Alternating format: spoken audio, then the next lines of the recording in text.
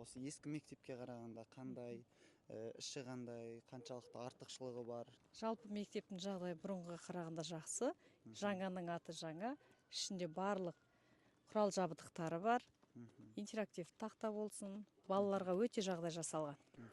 Ана мектеп бұрынғы жай тұрғын үй болған ғой, екі этажда. Соны реставрация жасап, не үшін кеңейтіп, бүйтіп.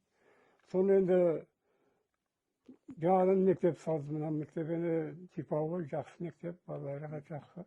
Әлгі ашқан салтанатында болдық. Бәріміз ауыл болып. Қуанышымызда шек жоқ. Ризамыз.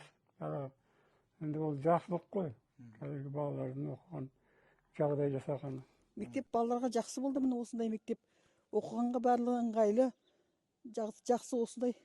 Рахмет етеміз. Осындай ауылға осындай мектеп салып берген неге үкіметке, елімізге бәрі жақсы.